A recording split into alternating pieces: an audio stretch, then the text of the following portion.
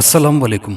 Subscribe कीजिए और bell icon press कर दीजिए ताकि नेक्स्ट वीडियो का नोटिफिकेशन आपको बआसानी मिलता रहे।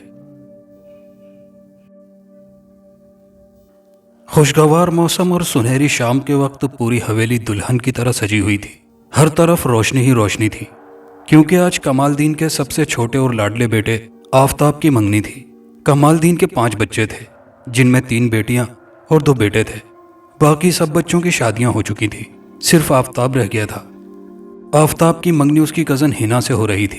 आफताब और हिना बचपन से एक दूसरे से प्यार करते थे, और जब घर वालों को पता चला तो बहुत खुश हुए और बच्चों की खुशी को मद्देनजर रखते हुए दोनों का रिश्ता तय कर दिया। हिना कमालदीन के छोटे भाई जमालदीन की बेटी थी। दोनों भाई एक ही घर में रहते थे। कमालदीन और जमालदीन का बड़ा भाई खैरदीन भी था, जो उनसे अलहदा हवेली में रहता था। खैरदीन का बेटा आसिफ, जो कि आफताब का कज़न था। कज़न के अलावा आसिफ आफताब का अच्छा दोस्त भी था। उन दोनों में बहुत गहरी दोस्ती भी थी, एक दूसरे पर जान देते थे। हिना डॉक्टरी का कोर्स और आफताब इंजीनियरिंग कर रहा था। दोनों का आखिरी साल था। वालिदैन ने सोचा कि तालीम मुकम्मल होने के फौरन बाद दोनों की शादी कर देंगे। मंगनी की रस्म अभी शुरू नहीं हुई थी, लेकिन सारे मेहमान आ चुके थे। हिना बहुत ही हसीन और खूबसूरत लग रही थी। उसने सफ़ेद रंग का रेशमी सूट पहना हुआ था। वो बिल्कुल परी की मानिंद लग रही थी, मगर आफताब भी कुछ कम नज़र नहीं आ रहा था। उसके स्मार्ट बदन पर ब्लैक कलर का सूट कुछ ज़्यादा ही जच रहा था। आफताब को अपने दोस्त और कज़न आसिफ का बड़ी बेचैनी से इंतज़ार था, जो अभी तक नहीं आया था। लिहाजा आफताब बार बार दाखिली दरवाजे की तरफ देखता।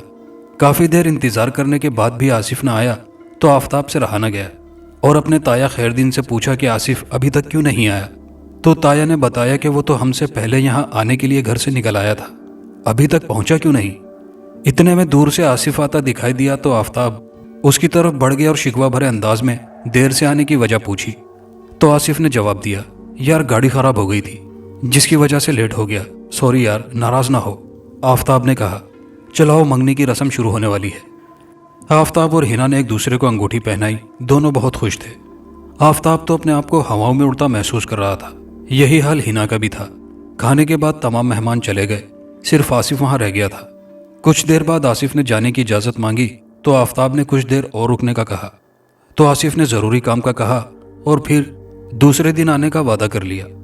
आफताब उसे गाड़ी तक छोड़ने आया। आफताब आसिफ के बारे में सोचता हुआ वापस कमरे में आया कि आज आसिफ का मूड कुछ ऑफ था। आज पहली बार आफताब ने आसिफ में तब्दीली महसूस की थी। फिर यह सोचकर मुतमईन हो गया कि शायद कोई ज़ाती मसला हो।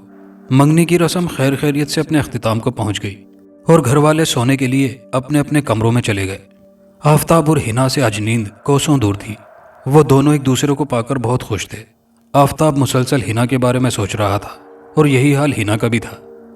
आखिर नींद की देवी उन दोनों पर मेहरबान हुई और दोनों नींद की आगोश में चले गए। आफताब ने ख्वाब में देखा कि एक सिमत से वहशतनाक काले बादल आ रहे हैं। फिर वो काले बादल उनकी हवेली पर आकर रुक गए। लिहाजा हवेली पर मुकम्मल अंधेरा छा गया, और सबसे ज़्यादा हैरानी की बात यह थी कि इर्द गिर्द के तमाम घरों पर रोशनी फैली हुई थी। फिर उसने देखा उन बादलों में से अचानक एक खौफनाक वजूद नमूदार हुआ, और वो उनकी हवेली में उतरकर हिना के कमरे में चला गया।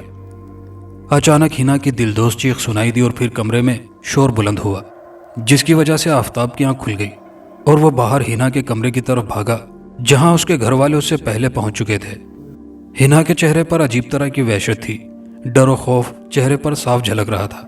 वो हिज़यानी अंदाज में चिल्ला चिल्ला कर कह रही थी कि वो मुझे और आफताब को मार डालेगा और हम दोनों को अलहदा कर देगा। इसी दौरान वो बेहोश हो गई। जमालदीन ने जल्दी से डॉक्टर को फ़ोन किया तो थोड़ी देर बाद डॉक्टर आ गया। चेकअप करने के बाद डॉक्टर ने कहा, घबराने की कोई बात नहीं, अब हिना नॉर्मल है और कुछ देर के बाद इसे होश आ जाएगा। जमालदीन ने डॉक्टर का शुक्रिया अदा किया और उसे गाड़ी तक छोड़ दिया। वापस कमरे में आए तो हिना को होश आ रहा था। जब वो मुकम्मल तौर पर होश में आ गई तो कमालदीन ने प्यार से पूछा, बेटा तुम्हें क्या हो गया था, तुम चिल्ला क्यों रही थी, क्या कोई ख्वाब देख लिया था। हिना ने कहा और बताया कि खौफनाक शक्ल का जिन उसके कमरे में आया था और उससे कहने लगा, तू आफताब को छोड़ दे वरना दोनों को मार डालूंगा। तू किसी और की है और तुझे पाने के लिए हर मुमकिन कोशिश कर रहा है, तुझे उसके पास ही जाना होगा। कमालदीन ने उसे तसल्ली दी और आराम करने का कहा। हिना का ख्वाब सुनकर आफताब को फौरन अपना ख्वाब याद आ गया। पहले तो उसने बताना चाहा, मगर ये सोचकर खामोश रहा कि हिना पहले ही परेशान है, یہ سن کر زیادہ پریشان نہ ہو جائے۔ 3 دن بعد آفتاب کے پیپر شروع ہو رہے تھے اور اسے پیپر دینے لاہور جانا تھا۔ لاہور جاتے ہوئے اس نے ہنا کو اپنا خیال رکھنے کی تاکید کی، پڑھائی میں مکمل دھیان دینے کا کہا اور جلد واپس آنے کا وعدہ کیا۔ ہنا نے بڑی محبت سے اسے رخصت کیا اور اس کی نصیحت پر عمل کرنے کا وعدہ کیا۔ شام کا وقت تھا، ہلکے ہلکے بادل چھائے ہوئے تھے، موسم بہت سہانا تھا، لیکن ہنا کے سر میں شدید درد ہو رہا تھا۔ وہ آفتاب کے چلے جانے پر غمگین بھی تھی۔ پھر رات کا غلبہ ہو گیا، اس نے دل مار کر 2-4 نوالے کھائے اور اپنے کمرے میں چلی گئی۔ وہ آج سارا دن سوئی نہیں تھی، اس لیے تھکاوٹ کی وجہ سے جلدی نیند آ گئی۔ اس نے خواب میں دیکھا وہ ایک جنگل میں کھڑی ہے، ہر طرف اندھیرا ہی اندھیرا ہے۔ اس کے بعد اندھیرا چھٹا تو اس نے دیکھا کہ ایک موٹا سا مہیب سانپ اس کی طرف بڑھ رہا ہے۔ سانپ کو دیکھ کر اس کے قدم من بھر کے ہو گئے، چاہنے کے باوجود بھی وہ اپنے قدم نہ اٹھا سکی۔ سانپ اس کے قریب سے قریب تر آتا رہا۔ پھر اس نے دیکھا کہ اچانک وہ سانپ ایک بد شکل اور خوفناک انسان کی شکل اختیار کر گیا ہے۔ پھر اس نے کہنا شروع کیا، میں نے اس سے پہلے بھی تجھے کہا تھا کہ آفتاب کو چھوڑ دے، مگر تو نہیں مانی۔ آج میں تجھے ایک نشانی دے کر جا رہا ہوں تاکہ تو اسے خواب نہ سمجھے۔ اس نے ایک لفافہ اسے دیا اور فوراً دھواں بن کر غائب ہو گیا۔ ہنا کی ایک دم آنکھ کھل گئی، وہ بہت ڈر رہی تھی۔ جب اس نے اپنے سرہانے اس لفافے کو دیکھا تو اور بھی پریشان ہو گئی۔ اس نے ڈرتے ہوئے وہ لفافہ کھولا، اس میں سے ایک کاغذ نکلا جس پر لکھا ہوا تھا، آخری انتباہ، فوراً آفتاب کو چھوڑ کر اسے دور ہو جاؤ۔ ہنا یہ پڑھ کر اور بھی پریشان ہو گئی اور پھر رات بھر اسے نیند نہیں آئی۔ اس نے رات والے واقعے کا کسی سے ذکر نہیں کیا۔ دوپہر کے وقت آفتاب کا فون آ گیا، گھنٹوں وہ فون پر پیار بھری باتیں کرتے رہے۔ ہنا نے رات والے واقعے کا ذکر آفتاب سے بھی نہیں کیا، کیونکہ پتہ نہیں وہ مانے کہ نہ مانے۔ ایک رات ہنا کو تیز بخار ہو گیا اور صبح جب دیر تک وہ نہ اٹھی تو اس کی والدہ اس کے کمرے میں آئی اور دیکھا ہنا کو بہت تیز بخار ہے، تو اس کے والد نے ڈاکٹر کو فون کیا۔ ڈاکٹر نے آ کر چیک اپ کیا اور دوائی دے کر چلا گیا۔ گھر کے تمام افراد ہنا کی وجہ سے پریشان تھے۔ 2 ہفتے گزرنے کے بعد بھی ہنا ٹھیک نہ ہوئی۔ کئی ڈاکٹروں سے دوائی لی گئی پر ہنا ٹھیک نہ ہوئی۔ وہ دن بہ دن کمزور سے کمزور تر ہوتی جا رہی تھی۔ سب پریشان تھے۔ ایک دن ہنا کو عجیب دورہ پڑا۔ اس نے آفتاب کے بارے میں برا بھلا کہا، اس کے گھر والوں کو گالیاں دی، جسے سن کر سب حیران ہو گئے۔ ڈاکٹر کو بلوایا گیا۔ ڈاکٹر نے آ کر خواب آور انجیکشن لگایا۔ جب آفتاب کو معلوم ہوا تو وہ 2 دن بعد گھر پہنچ گیا۔ ہنا کی حالت دیکھ کر وہ بہت پریشان ہوا۔ وہ ہنا کے پاس گیا۔ پہلے تو ہنا بالکل ٹھیک باتیں کرتی رہی، دونوں میں محبت کی باتیں ہوتی رہیں۔ پھر اچانک آفتاب نے ہنا میں تبدیلی محسوس کی۔ اس کی آنکھیں سرخ ہونے لگیں جیسے انگاروں کی مانند ہوں۔ ہنا نے آفتاب کا گریبان پکڑ لیا اور اس کا گلا دبانے لگی۔ تب آفتاب کو اپنی سانس بند ہوتی محسوس ہوئی۔ اس نے ہمت کر کے بڑی مشکل سے خود کو چھڑایا اور باہر کی طرف بھاگا۔ ہنا اس کے پیچھے بھاگی اور تھوڑی دور جانے کے بعد ایک جگہ پر بے ہوش ہو کر گر پڑی۔ آفتاب نے اپنے گھر والوں کے ساتھ مل کر اسے اٹھا کر کمرے میں بستر پر لٹا دیا۔ آفتاب نے محسوس کیا کہ ہنا میں بہت طاقت ہے اور حیران بھی تھا کہ ہنا کو اچانک کیا ہوا اور اتنی طاقت کہاں سے آ گئی۔ ضرور کوئی گڑبڑ ہے۔ ہنا روز بروز کمزور ہوتی جا رہی تھی۔ گھر والے علیحدہ پریشان تھے۔ آفتاب سے ہنا کی یہ حالت دیکھی نہیں جا رہی تھی۔ اس نے بھی کھانا پینا چھوڑ دیا۔ خیر دین کے گھر والے بھی کئی مرتبہ آ کر ہنا کی خیریت معلوم کر چکے تھے۔ آصف ایک بار بھی نہیں آیا تھا۔ آفتاب اس بات پر حیران تھا کہ آصف کیوں نہیں آیا۔ اس نے اپنے تایا سے پوچھا تو انہوں نے بتایا وہ 2-4 روز کے لیے باہر گیا ہوا ہے، جب وہ آئے گا تو میں اسے بتا دوں گا۔ 2 دن بعد آصف آ گیا اور وہ آفتاب کے پاس آیا اور گہرے دکھ کا اظہار کیا۔ آفتاب نے تمام مسئلہ اسے بتایا اور حل ڈھونڈنے میں مدد کے لیے کہا تو آصف نے جواب دیا، اس کا جاننے والا ایک عامل ہے، اگر اسے بتایا جائے تو کیا حرج ہے، پر وہ روپے بہت لیتا ہے۔ آفتاب نے جواب دیا، تم اس کی فکر نہ کرو۔ دوسرے دن دونوں اس عامل کے پاس پہنچ گئے۔ عامل کو سارے حالات سے آگاہ کیا تو اس نے 10,000 کا مطالبہ کیا۔ آفتاب نے اسے 10,000 دیے تو عامل نے انہیں 2 تعویذ دیے اور بولا، ایک ہنا کے گلے میں ڈالنا ہے اور دوسرا اس کے کمرے کے دروازے پر لٹکانا ہے۔ انہوں نے عامل کا شکریہ ادا کیا اور گھر واپس آ گئے۔ آفتاب نے عامل کے کہنے کے مطابق ویسا ہی کیا۔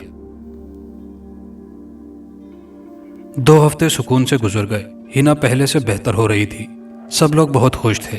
آفتاب تو پھولے نہ سما رہا تھا، مگر ایک دن اچانک پھر ویسا ہی دورہ پڑا، جس سے ہنا کی پہلے سے بھی زیادہ حالت خراب ہونے لگی۔ آفتاب پھر پریشان ہو گیا اور عامل کے پاس دوبارہ گیا تو عامل نے اس بار مزید 10,000 کا مطالبہ کیا تو آفتاب نے خاموشی سے رقم دے دی۔ عامل نے پھر 2 تعویذ دیے، جسے لے کر آفتاب گھر پہنچا اور ویسا ہی کیا۔ मगर इस बार तावीज़ों का कोई असर न हुआ, बल्कि हिना को मुसलसल दौरे पड़ने शुरू हो गए।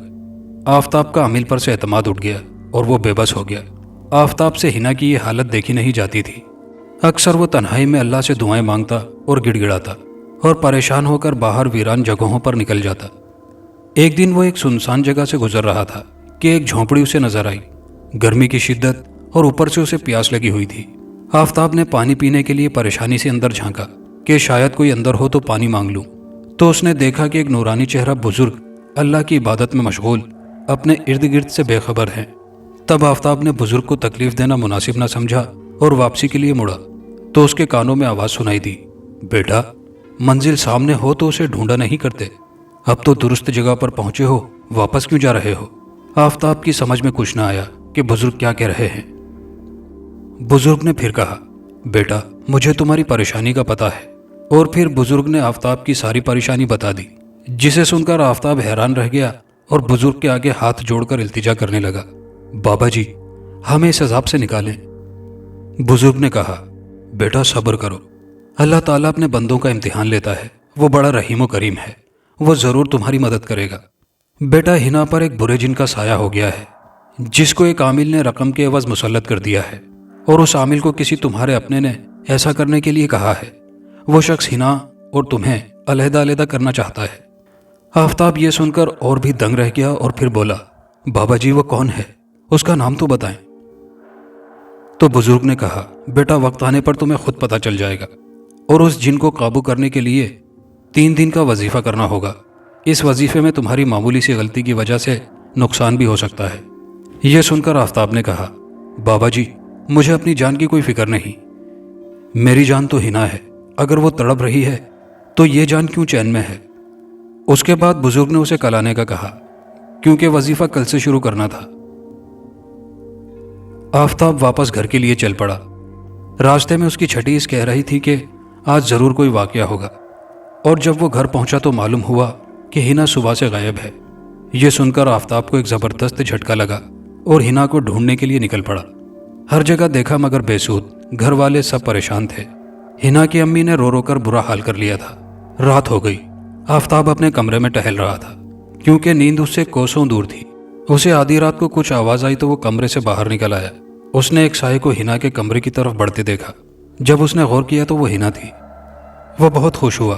उसने आगे बढ़कर पूछा, हिना, तुम कहाँ से आ रही हो? घर वाले कितने परेशान हैं?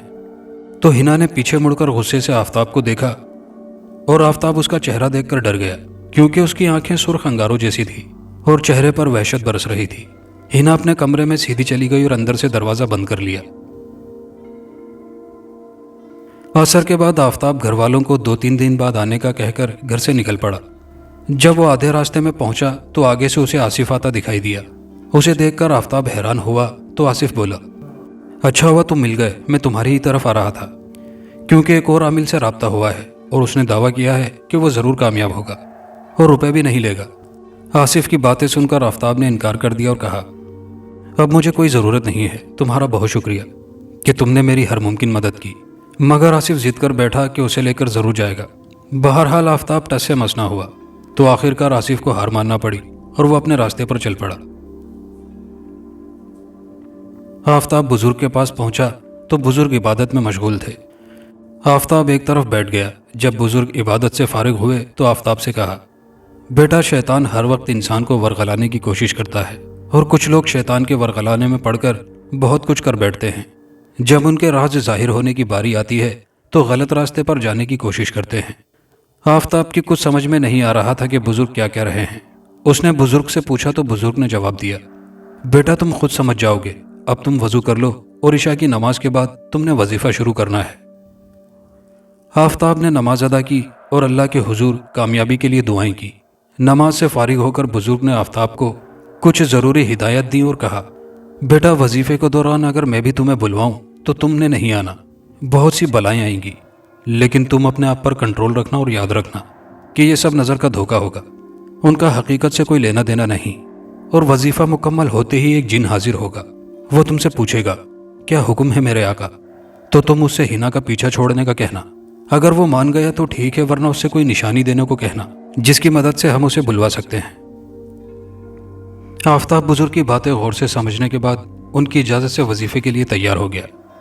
बुजुर्ग ने एक जगह आफताब को बिठाकर उसके गिर्द एक हिसार खींच दिया और कुछ पढ़कर उस पर फूंका और कहा, बेटा इस हिसार से बाहर मत निकलना वरना नुकसान के खुद जिम्मेदार होगे। आफताब ने वजीफा शुरू कर दिया। वजीफा 3 दिन का था। पहले 2 दिन तो खैरियत से गुजर गए। आज आफताब के वजीफे की तीसरी और आखिरी रात थी। आफताब को अभी थोड़ी ही देर हुई थी वजीफा शुरू किए हुए, तो एकदम जबरदस्त तूफान आना शुरू हो गया जो हर चीज को अपने साथ उड़ाए ले जा रहा था। आफताब को जबरदस्त खौफ महसूस हुआ, मगर उसने अपने वजीफे में मजीद तेजी कर दी, यानी जल्दी जल्दी पढ़ने लगा। जब थोड़ी देर बाद उसने आंखें खोली तो ये देखकर हैरान रह गया कि इतना जबरदस्त तूफान आने के बावजूद भी हर चीज अपनी जगह पर मौजूद थी। उसके बाद फिर एक तरफ से एक खौफनाक मोटा अजदहा आफताब की तरफ बढ़ा। उसके मुंह से आग के शोले निकल रहे थे और वो शोले जिस चीज पर पड़ते उसको जलाकर राख कर देते। आफताब को बहुत डर लग रहा था। पहले तो उसने सोचा कि भाग जाए, मगर फिर विर्द में मुनहमिक हो गया। अजदहा हिसार के नजदीक आया तो आफताब ये देखकर हैरान रह गया कि हिसार के साथ टच होते ही उसे आग लग गई। आफताब ने खुदा का शुक्र अदा किया। फिर उसे दूर से हिना आती दिखाई दी। आफताब उसको इस वक्त देखकर हैरान रह गया। हिना ने नजदीक आकर कहा, आफताब मेरी जान, मेरे ख्वाबों के शहजादे, बाहर आ जाओ, क्यों मुश्किलात में पड़े हुए हो। आफताब बहुत खुश हुआ। वो बाहर निकलने का सोच ही रहा था कि बुजुर्ग की आवाज उसके कानों में सुनाई दी, बेटा ये नजर का धोखा है। आफताब ने अपने कदम रोक लिए। फिर उसने देखा कि हिना एकदम एक खौफनाक चुड़ैल में तब्दील होकर गायब हो गई है। आफताब के चेहरे पर खौफ की लहर आकर चली गई और उसने खुदा का शुक्र अदा किया। आखिरी वजीफे का वक्त खत्म हुआ और एक तरफ से तेज आंधी चलनी शुरू हो गई।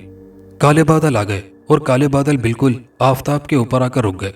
उन बादलों से एक वजूद नमूदार हुआ और वो वजूद एक जिन का था। आफताब के सामने वही मंजर था जो उसने ख्वाब में देखा था। वो जिन आफताब के सामने अदब से बैठ गया और कहा, क्या हुक्म है मेरे आका, गुलाम हाजिर है।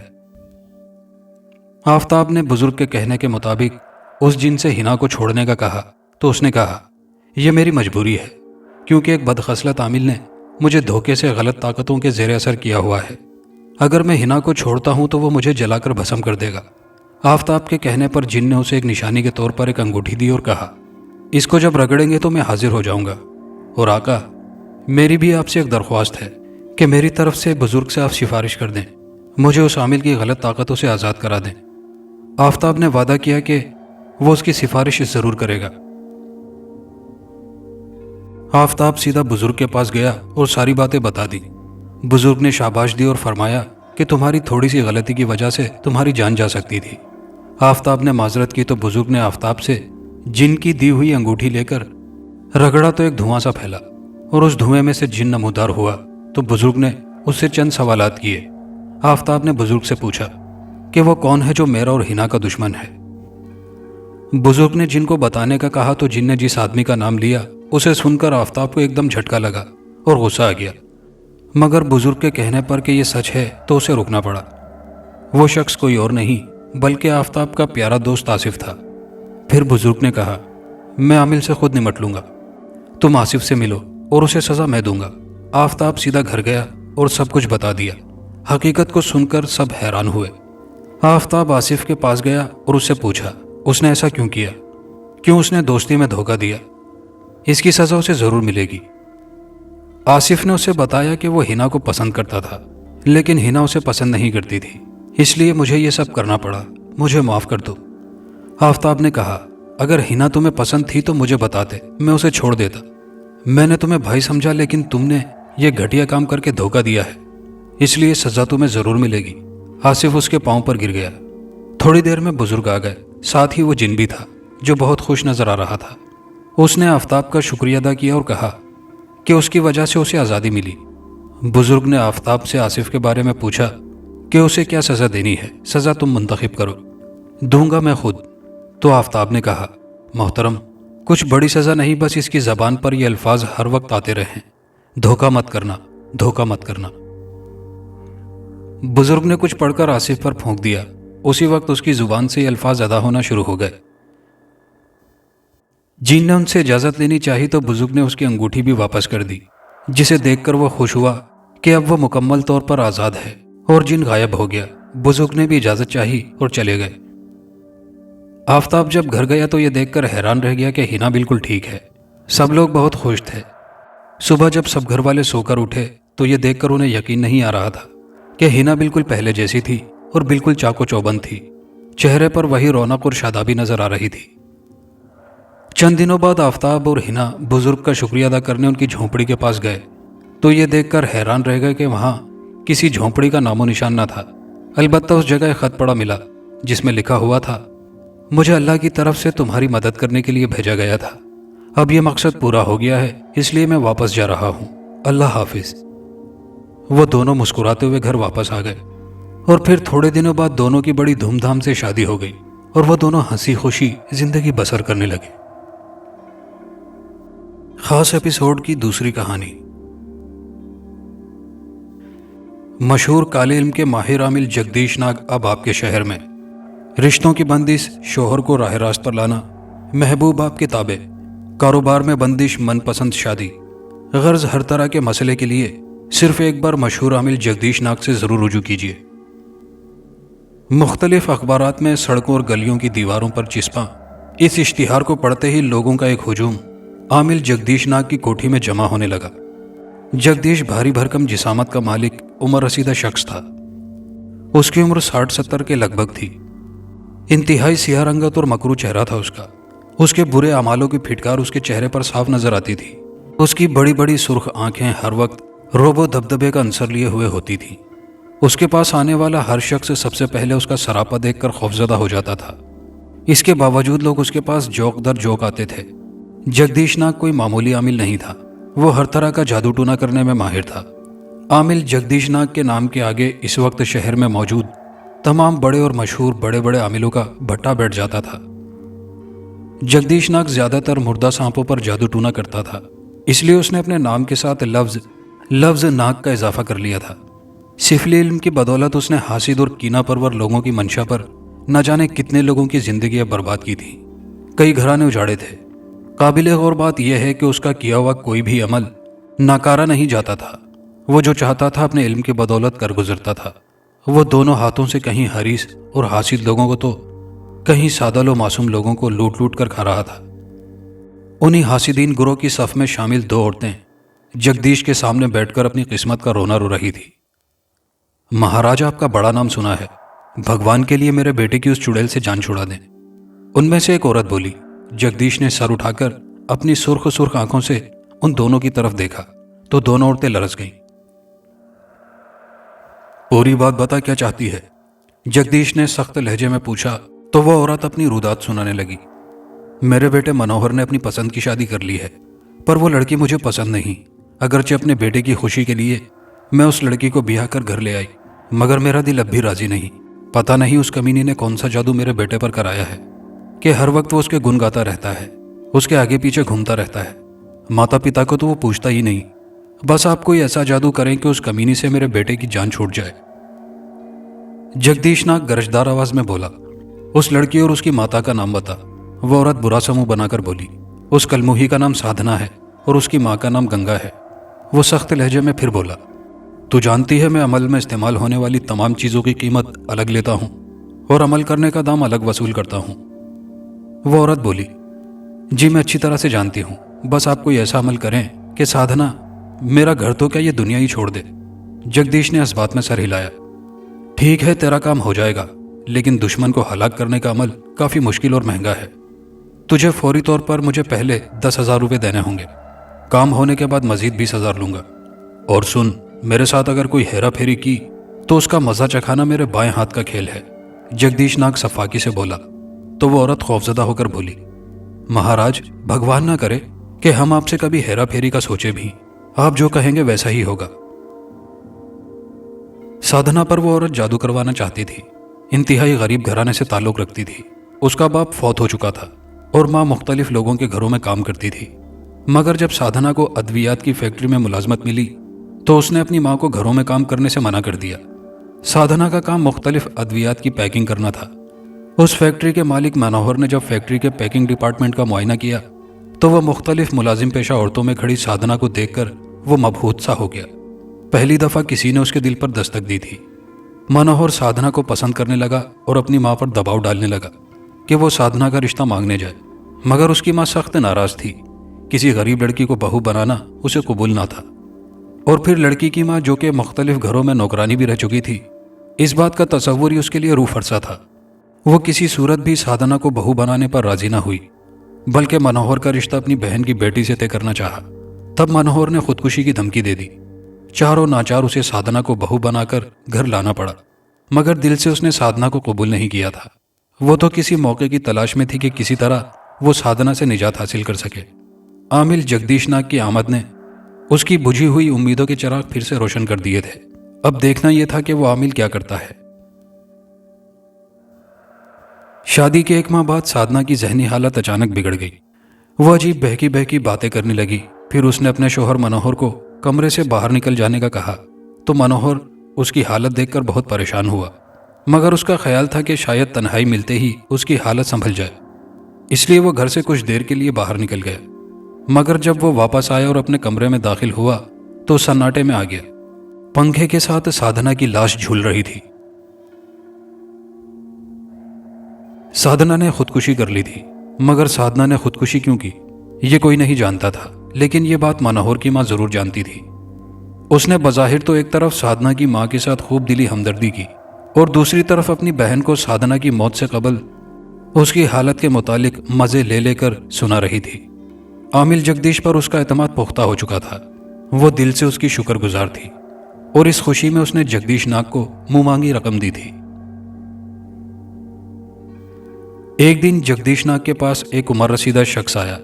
وہ شکل سے کافی مہذب اور پڑھا لکھا دکھائی دیتا تھا، مگر آج کل کے تعلیم یافتہ معاشرے میں بھی پڑھے لکھے لوگ جب کہیں کوئی امید نہیں دیکھتے تو جادو اور سفلی کے پروفیسروں اور عاملوں کے چکر میں پڑ جاتے ہیں۔ وہ شخص بھی اس چکر میں جگدیش کے پاس آیا تھا اور جگدیش کے سامنے بیٹھ کر اپنا مسئلہ بیان کرنے لگا۔ میرا بیٹا دبئی سے واپس آیا ہے، اس نے وہاں کسی لڑکی سے شادی کر لی ہے، اپنی بیوی کو بھی ساتھ لے کر آیا ہے۔ میں اس لڑکی کو کسی صورت بہو تسلیم نہیں کرتا، بس آپ کوئی ایسا عمل کریں کہ میرا بیٹا اس کو طلاق دے دے۔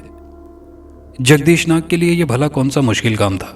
اس نے اس شخص کی حیثیت کے مطابق عمل کرنے کے لیے 30,000 کا مطالبہ کیا، اور پیسے وصول کرنے کے بعد اس نے عمل شروع کر دیا۔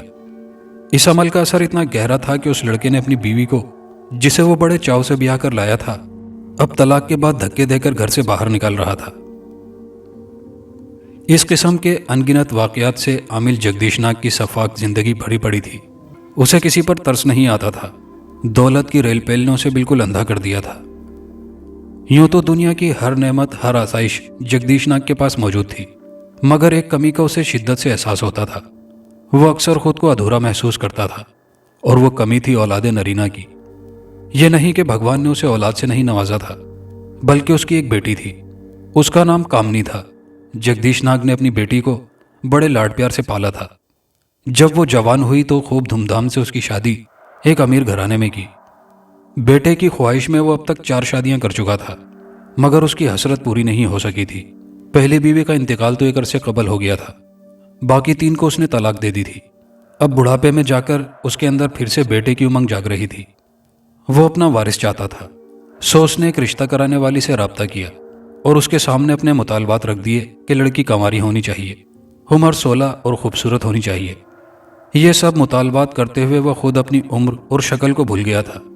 رشتہ کرانے والی نے آخر ایسی لڑکی ڈھونڈ نکالی جو جگدیش ناگ کے مطالبات کے عین مطابق تھی۔ عامل نے خوش ہو کر رشتہ کرانے والی کو منہ مانگی رقم بھی دی تھی۔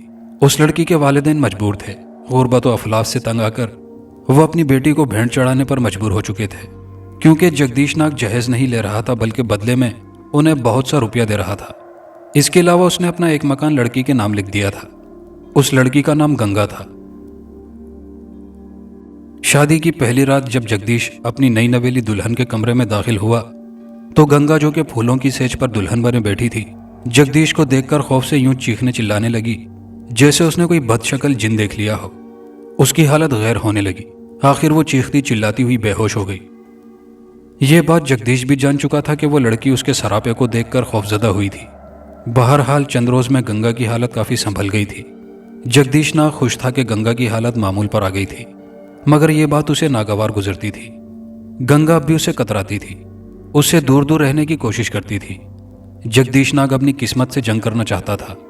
ये बात वो अच्छी तरह जानता था कि सिफली इल्म करने वाले किसी भी आमिल की नस्ल आगे नहीं बढ़ सकती, मगर वो हकीकत को झुटलाना चाहता था।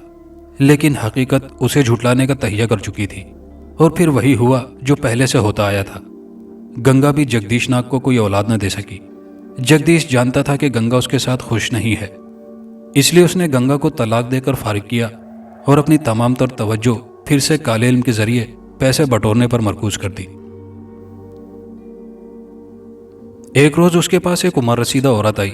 जगदीश नाग ने उसे अपना मसला बताने को कहा तो वो औरत बोली, महाराज, मेरा नाम रागिनी है।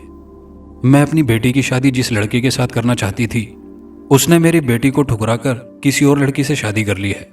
मेरी बेटी इस गम में बीमार रहने लगी है और वो लोग खुशी खुशी जिंदगी गुजार रहे हैं।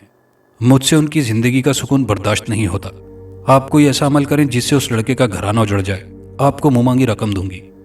रकम का सुनकर जगदीश की फिर से राल टपकने लगी। इतनी दौलत हासिल करने के बावजूद उसकी फितरत नहीं भरी थी। जगदीश नाग ने लड़की और लड़की की मां के नाम दरियाफ्त किए।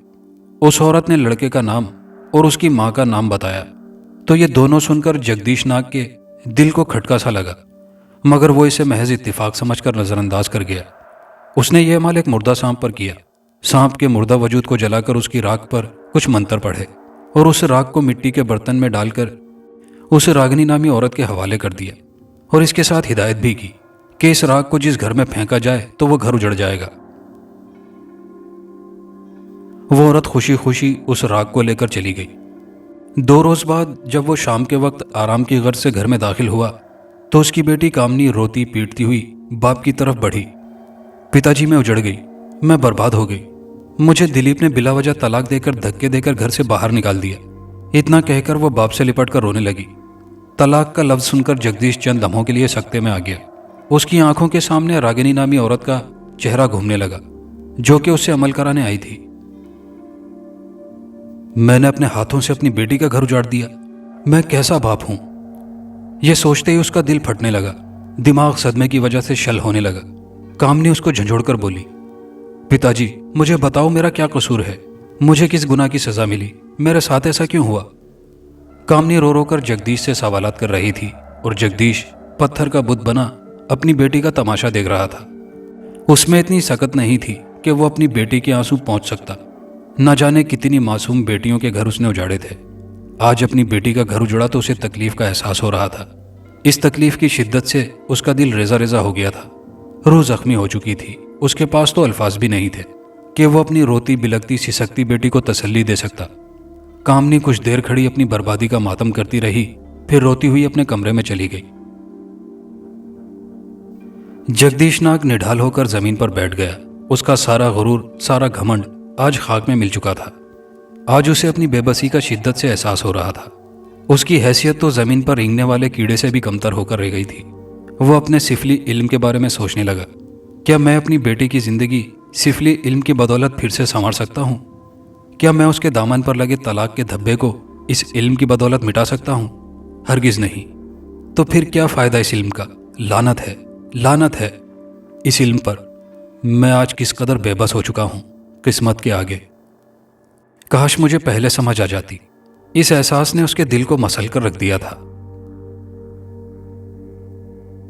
सुबह सुबह उसकी मुलाजिमा भागती हुई आई, साहब जी, वो छोटी बीबी अपने कमरे का दरवाजा नहीं खोल रही हैं। ये बात सुनते ही जगदीश बिजली की सी तेजी से उठकर अपनी बेटी के कमरे की तरफ भागा और कमरे के दरवाजे पर पहुंचकर जोर जोर से दरवाजा खटखटाने लगा। कामनी, मेरी बच्ची, दरवाजा खोल। बेटी, अपने पिता को परेशान मत कर, भगवान के लिए दरवाजा खोल दे। वो रूहान सी होकर बोला, मगर अंदर से कोई जवाब न मिला। 2 मर्द मुलाजिमों ने जगदीश के कहने पर दरवाजे का ताला तोड़कर दरवाजा खोल दिया, मगर अंदर का मंजर देखकर जगदीश हवास भागता हो गया। कामनी ने पंखे के साथ लटक कर खुदकुशी कर ली थी। वो तलाक का बदतरीन सदमा बर्दाश्त न कर पाई थी। मुलाजिमों ने मिलकर कामिनी की लाश को पंखे से उतारकर बेड पर लिटा दिया। जगदीश नाग किसी हारे हुए जुआरी की तरह बोझल बोझल कदमों के साथ आगे बढ़ा और बेटी की लाश के करीब बैठ गया और उसके सरहाने सर रखकर फूट फूट कर रोने लगा। कामिनी की पथराई हुई आंखों में एक ही सवाल था, मेरा क्या कसूर था? मुझे किस गुनाह की सजा मिली? मगर उसे क्या मालूम था ये तो ईश्वर का कानून है। वालिदैन का बोया हुआ अक्सर औलाद को ही काटना पड़ता है। कामिनी को भी अपने बाप की बदआमालियों का भोग भुगतना पड़ा। जगदीश नाग ने न जाने कितने लोगों के सिफली इल्म के जरिए दिमाग खराब करके खुदकुशी करने पर मजबूर किया था। आज उसकी अपनी बेटी उसकी बदआमालियों की भेंट चढ़ गई थी। मौत का जालिम पंजा उसके सामने उसकी बेटी को दबोच कर ले गया था और वो कुछ ना कर सका था। उसका सारा सिफली इल्म धरे का धरा रह गया था। इस सदमे से वो बिल्कुल टूट फूट चुका था, मगर उसका हिसाब अभी रहता था।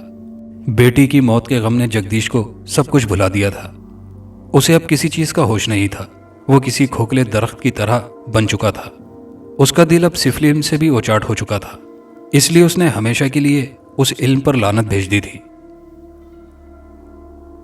उन्हीं दिनों बेटी की मौत से कबल वो एक ऐसा अमल कर रहा था जिससे वो अपने इल्म और ताकत में इजाफा कर सकता था, मगर उसका दिल ऐसा बुरा हुआ कि उसने उस अमल को भी आखिरी मरहले में आकर छोड़ दिया। उस अमल को छोड़ने का यह नतीजा हुआ कि जगदीश सीढ़ियां उतरते हुए अचानक फिसल गया और कलाबाजियां खाता हुआ सीढ़ियों से जमीन पर आ गिरा, जिसकी वजह से उसके जिस्म पर जगह जगह खराशें आई थी। मगर पांव वाले दायरानुमा जख्म ने जगदीश को बेहाल कर दिया था। उसके जख्म से इस कदर शदीद टीसें उठने लगी कि जगदीश तकलीफ से बिलबिला उठा। वो बेख्तियार दर्दनाक आवाज में चीखने लगा। मुलाजिमों ने मिलकर उसे कमरे में बिस्तर पर लिटा दिया। डॉक्टर को बुलाया गया। डॉक्टर की समझ से उसकी हालत बाहर थी, क्योंकि उसके पांव पर आने वाला जख्म बज़ाहिर मामूली किस्म का था, मगर वो यूं चीखो पुकार कर रहा था जैसे उसका पांव दो टुकड़े हो गया हो।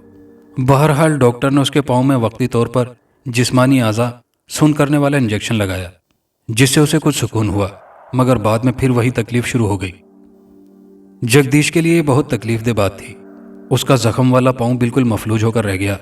अगरचे जगदीश ने कई डॉक्टर से अपना इलाज कराया, मगर उसके पांव का जख्म नहीं भर सका। दिन ब दिन उसके पांव में तकलीफ बढ़ती गई। आखिर तंग आकर उसने इस तकलीफ से निजात हासिल करने के लिए ऑपरेशन के जरिए अपना पांव ही कटवा दिया।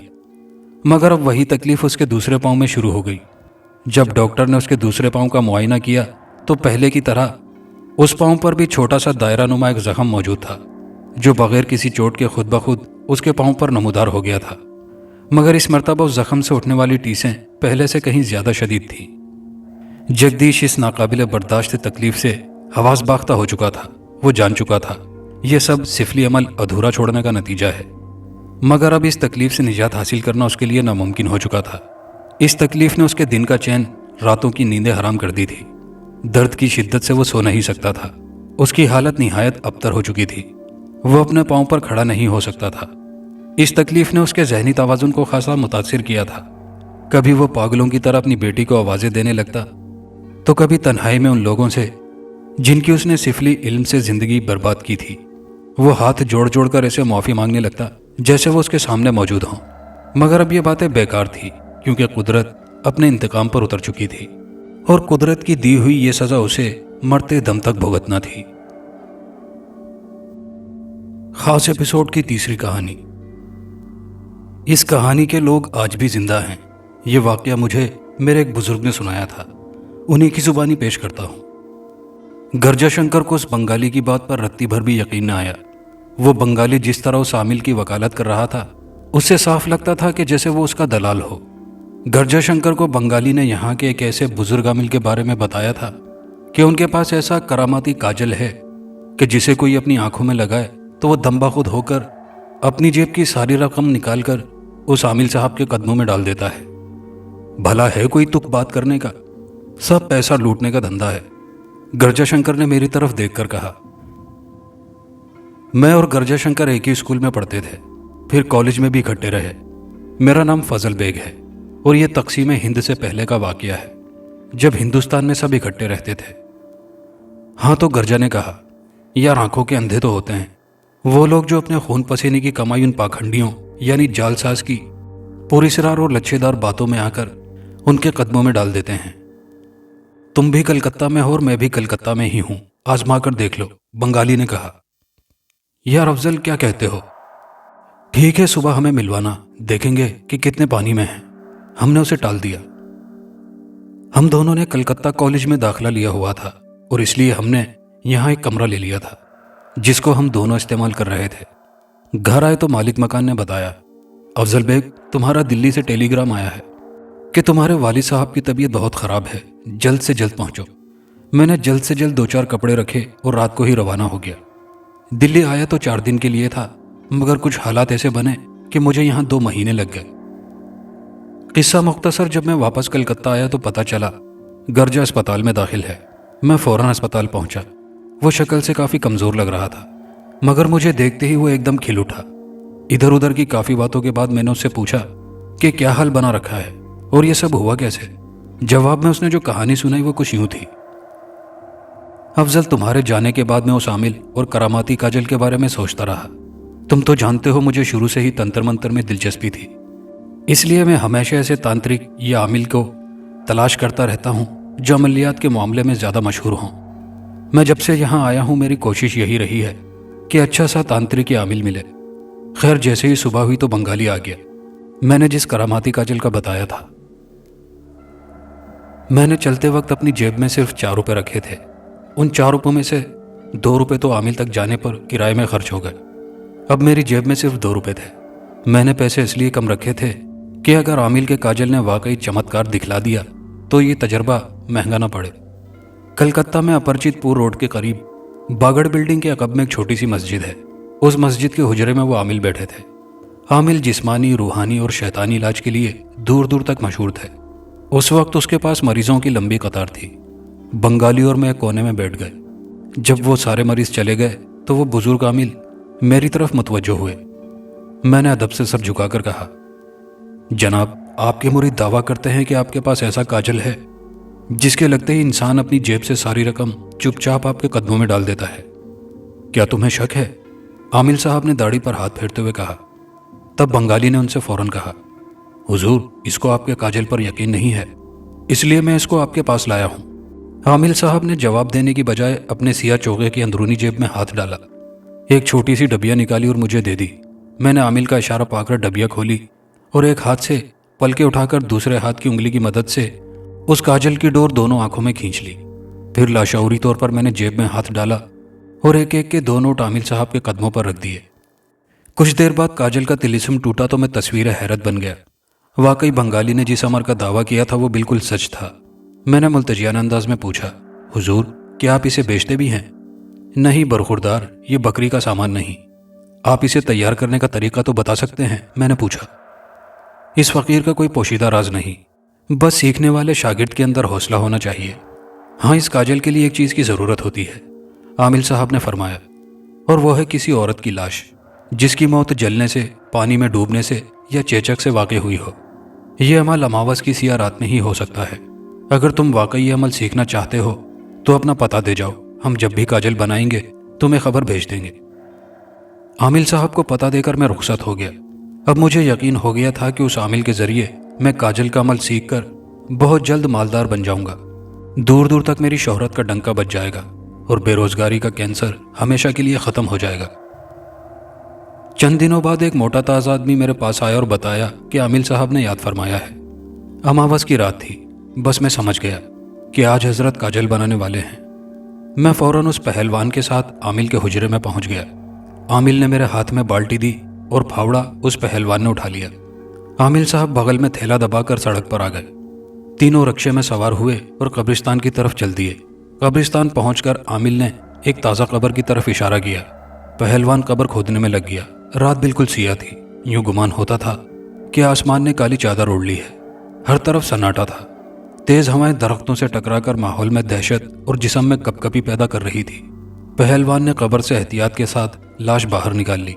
عامل نے پہلے خود غسل کیا اور بعد میں لاش کو غسل کرایا۔ بعد ازیں عامل نے لاش کو زرق بر کپڑے پہنائے، ہاتھ میں مہندی لگائی، کلائیوں میں سرخ چوڑیاں اور پیروں میں پائلیں پہنائی۔ میں اور پہلوان عامل صاحب کا یہ عمل متجسس نگاہوں سے دیکھتے رہے۔ لاش جب دلہن بن گئی تو ایک رسی کے ذریعے درخت سے اس طرح لٹکا دیا کہ اس کے پاؤں کے تلے زمین سے 4 بالشت اوپر تھے۔ اب عامل نے گھٹنوں کے بل بیٹھ کر لاش کے تلووں کے نیچے ایک چراغ جلایا اور لوبان میں دھونی لگا کر چپکے چپکے کچھ بڑبڑانے لگے۔ اس کے بعد انہوں نے لاش کی کمر کے چاروں طرف کچے سوت کا کالا دھاگا 3 بار لپیٹا۔ اس کا ایک سرا پہلوان کے ہاتھ میں اور دوسرا میرے ہاتھ میں تھماتے ہوئے ہدایت دی: اس ڈور کے سروں کو مضبوطی سے پکڑ کر خاموشی سے لاش کے پاس بیٹھ جاؤ۔ رات کا پہلا پہر گزر چکا تھا۔ قبرستان میں عجیب سی خاموشی طاری تھی۔ عامل صاحب لوبان کے دھوئیں کے درمیان عملیات میں مشغول تھے۔ میں اور پہلوان دھڑکتے دل کے ساتھ یہ دہشت ناک منظر دیکھ کر خوف سے تھر تھر کانپ رہے تھے۔ اچانک مجھے احساس ہوا کہ کوئی وزنی چیز چنگھاڑتی ہوئی میرے سر پر منڈلا رہی ہے۔ آواز اتنی تیز تھی کہ کان کے پردے پھٹے جا رہے تھے۔ خوف و دہشت سے میرا جسم کانپ رہا تھا، لرز رہا تھا، ہاتھ پیر ساتھ چھوڑتے جا رہے تھے، جس کے نتیجے میں میرے ہاتھ سے دھاگا چھوٹ گیا۔ یہ دیکھ کر عامل صاحب آگ بگولا ہو گئے۔ وہ تقریباً چیختے ہوئے بولے، میں نے پہلے ہی کہا تھا کہ دھاگے کے سرے کو کسی بھی طرح چھوٹنے نہ دینا۔ برخوردار، اس طرح تم خود تو مرو گے ہی، مجھے بھی موت کے منہ میں دھکیل دو گے۔ پہلوان اور میں نے دھاگے کے سرے پھر سے مضبوطی سے پکڑ لیے۔ عامل صاحب اپنے عمل میں پھر محو ہو گئے۔ یکایک پھر وہی وزنی چیز شور مچاتی ہوئی گزر گئی۔ تھوڑی دیر بعد ایسا لگا کہ جیسے کوئی چل رہا ہو۔ میں نے جو آنکھیں بند کر کے کھولی تو سامنے کا منظر بہت ہی خطرناک تھا۔ ایک بڑے اونٹ جتنا سانپ سامنے کھڑا تھا اور پھر وہ غائب ہو گیا۔ پھر گھوڑے جتنا بچھو نظر آنے لگا۔ اب تو پہلوان اور مجھ میں ہمت نہ رہی تھی۔ ممکن تھا کہ دھاگا ہاتھوں سے چھوٹتا کہ وہ سب غائب ہو گئے۔ اب جو منظر میں نے دیکھا وہ تو ہمارے دل بند کر دینے کے لیے کافی تھا۔ 4 آدمی ہمارے سامنے آ گئے۔ انہوں نے 2 آدمیوں کو زمین پر بٹھا دیا اور کچھ کھانے کو دیا۔ خوراک کھاتے ہوئے دونوں کے حلق میں کچھ پھنس گیا، ایسے جیسے ان کا دم گھٹنے والا ہو۔ اس پر وہ آدمی پانی مانگنے لگے۔ اس وقت ان کو ایسا پانی دیا گیا جو اس قدر گرم تھا کہ اس میں سے دھواں نکل رہا تھا۔ اس برتن کے منہ کے قریب آتے ہی چہرے کی پوری کھال جل بھن کر پگھل کر برتن میں گرنے لگی، اور جب پانی پیٹ میں گیا تو پیٹ کے تمام اعضاء آنتوں سمیت پیٹ پھاڑ کر نیچے پیروں پر گر گئے۔ یعنی جو پانی انہوں نے منہ سے پیا تھا وہ پیٹ پھاڑ کر انہی کے قدموں پر گر گیا، اور ان کے گرنے والے تمام اعضاء سے بھی بھاپ اٹھ رہی تھی۔ اور پھر ڈر کے مارے میرے ہاتھوں سے ڈور چھوٹ گئی۔ ڈور کے چھوٹتے ہی عامل تڑپ کر زمین پر ڈھیر ہو گیا۔ میں اور پہلوان دونوں ہی ہکا بکا رہ گئے۔ پہلوان نے عامل کو جھنجھوڑا۔ پانی کے چھینٹے مارے مگر ان کے بدن میں کوئی حرکت پیدا نہ ہوئی۔ غور سے دیکھنے پر پتہ چلا کہ ان کے دل کی دھڑکنیں ٹھہر سی گئی ہیں اور وہ دنیا چھوڑ گئے ہیں۔ ابھی ہم سوچ ہی رہے تھے کہ پھر کسی کے چلنے کی آوازیں آنا شروع ہو گئی۔ میں اور پہلوان دونوں بھاگے۔ چیخوں کی آوازیں مسلسل آ رہی تھی۔ میں الگ بھاگ رہا تھا، پہلوان الگ۔ فلیٹ میں آ کر میں گر گیا اور مجھے کچھ ہوش نہ رہا۔ 2 دن بعد اچانک مالک کو شک سا ہوا کہ کہیں میں ان کا مکان خالی تو نہیں کر گیا۔ اس نے ایسے ہی دروازے کے ہینڈل پر ہاتھ رکھا تو دروازہ کھلا ہوا پایا۔ یہاں تک کہہ کر گرجا رک گیا۔ پھر اس نے دوبارہ کہنا شروع کیا، آگے تم خود دیکھ رہے ہو۔ ڈاکٹر لوگ کہتے ہیں کہ میں پاگل ہو گیا ہوں، میری مدد کرو۔ کچھ مہینے اس کا علاج چلا اور پھر وہ ٹھیک ہو گیا۔ پھر گرجا شنکر برسر روزگار ہو گیا اور اس نے شادی کر لی۔ انہی دنوں میری ملاقات ایک ایسے صاحب سے ہوئی جو مسجد کے مولوی بھی تھے اور عامل بھی۔ میں نے ان کو گرجا کا سارا واقعہ سنایا تو انہوں نے کہا، یہ عمل 16 سنگھار عورت پر کیا جاتا ہے۔ چراغ کی لو سے لاش کے تلوے پر جو سیاہی جم گئی تھی، دراصل وہی کراماتی کاجل تھا۔ کاجل تو تیار ہو چکا تھا۔ اس عمل میں کسی نہ کسی کی موت ہونا لازمی ہوتی ہے۔ اسی نیت سے اس روز عامل تمہارے دوست گرجا شنکر کو ساتھ لے گیا تھا۔ گرجا کی زندگی باقی تھی اس لیے بچ گیا۔ وہ تو قسمت نے پانسا پلٹ دیا کہ عامل خود اپنے ہی عمل سے فنا ہو گیا۔ حقیقت میں عملیات کا معاملہ بڑا پرخطر ہے۔ اگر عامل اپنے عمل میں کامیاب ہو جائے تو دنیا کو تسخیر کر لیتا ہے، اور اگر ذرا سی کہیں بھی چوک ہو جائے تو اس کی زندگی تباہ ہو جاتی ہے۔ افسوس کہ جو کاجل تیار ہوا اسے کوئی استعمال نہ کر سکا۔ دوستو، کہانی اچھی لگی ہو تو ویڈیو کو لائک شیئر ضرور کیجیے گا۔ کمنٹ باکس میں اپنی رائے کا اظہار کیجیے گا، اور چینل پر نئے آنے والے دوستوں سے گزارش ہے کہ چینل کو لازمی سبسکرائب کر لیجیے۔ شکریہ۔